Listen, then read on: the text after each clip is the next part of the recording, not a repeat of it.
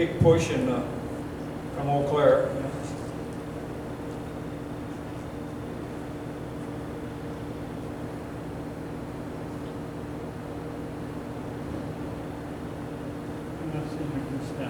Yeah. It would have been nice if they would have had audio on this. And Ezra Taft Benson eventually wound up being the president of the Mormon Church.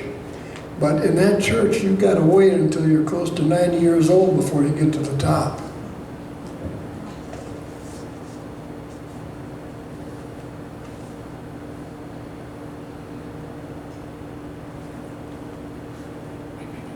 They had parking on other farms around us too, so. But there was only one farm on the map that they had their name on there, and that was the Richards farm that they didn't participate in.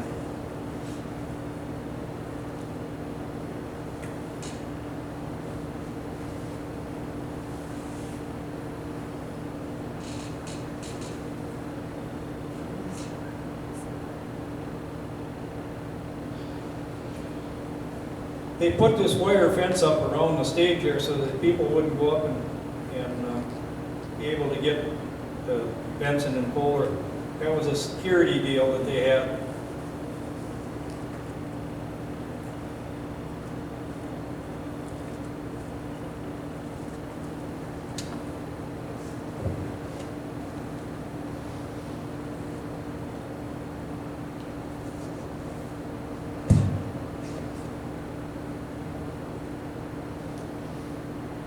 Who did the filming?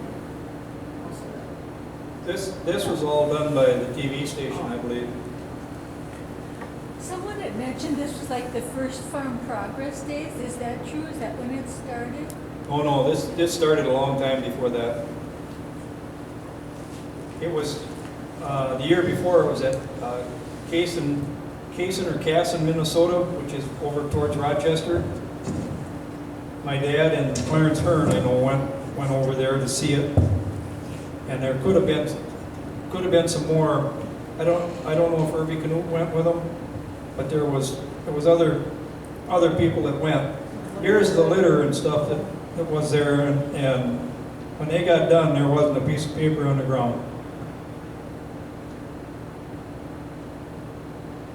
The first Farm Progress Days was held the next year in Waupaca, and they've been holding it ever since, except now it's Farm Technology Days. Just finished, the last one a few weeks ago was down almost to the Illinois border. That, with all that dust and stuff, that was getting towards the end of the second day.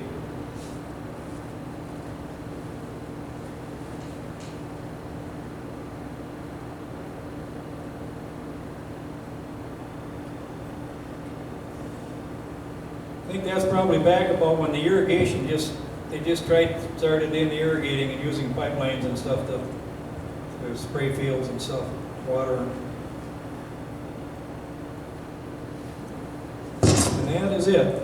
So that's our portion of the program. If you want to make any comments or throw anything at anybody, now's your turn. What happened to the sign that used to be on our right by the site?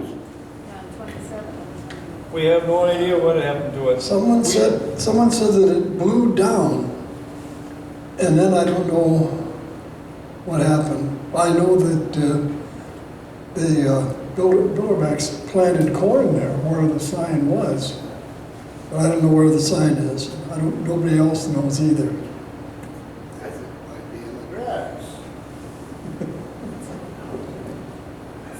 Well, I was hoping to see it here. Making frequent trips from Madison to Augusta, I would always see it on the side of the road, and I would wonder, what in the heck was this contest? And I never researched it, but I wondered, and then one trip, it wasn't there anymore, and then there was a field of corn. How recently? What's that? How recently? I think a couple years ago or so. And I went on Facebook, or I think it was maybe the, if you grew up in Augusta, Wisconsin site, And I said, did anybody know what happened to this sign? I've been seeing it for years and now it's gone. And then there was a conversation on Facebook about this event. That, Sam had told me that you must have sent the message that our young librarian had read. Yeah, are you Santa? I'm not. I'm Leslie. Okay. Sam works at the Microphones, and here.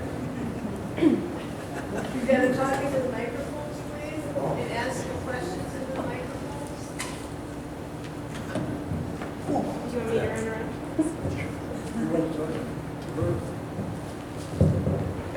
Well, on Facebook, I talked with Sama and Adele Thermes, I think, is that, about this event. And they worked in the library, and then they started to do some research, and they posted some pictures and commentary about this event. And this is in the past year and a half or so.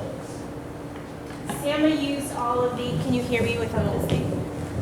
Sama used all of our microfilm over the years, starting in 1953, and has gone through and any photos that she was able to find there. A lot of the stuff that was pulled for this slideshow is just photos from the paper that she cut.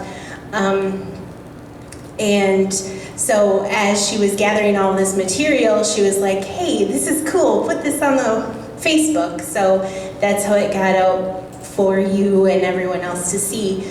I know that there was some talk about this sign and where it had gone and why it was gone. And Corey Belk, if anyone knows Corey, he does printing and signage for town. He lives and works here in town. And he had even offered, but I don't know that the right people saw that offer or whether or not they will take him up on that. So I don't know what's going to come about this sign, but I know that there are plenty of people who agree with you that it should go up, and it's an interesting piece of the town's history, which is why we're here today. Right. Anyone else?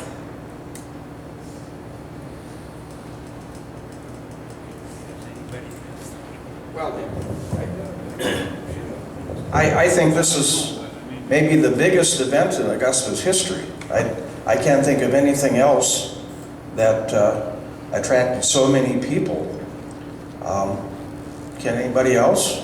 Maybe there was a centennial celebration, I think, in 1956.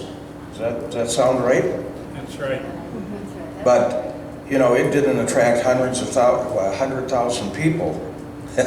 So, anyway, that's why I'm here today. I'm from Augusta originally, but I lived in Madison for many years. And it's just an astounding event for our little town. What's your name?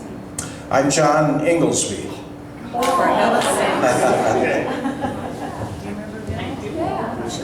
I don't know who's most embarrassed. One of my favorite students. My favorite teachers. And I didn't have to pay him for that. Anybody else have any other comments? Well, thank you for showing up. Hope you learned something. Welcome. Thank you. Thank you. If anyone is interested, I did have some of our Friends members who brought in some brownies and other treats to grab on your way out, or if you want to stay and mingle for a few minutes, you're welcome to. Thank you. Yes, I guess so.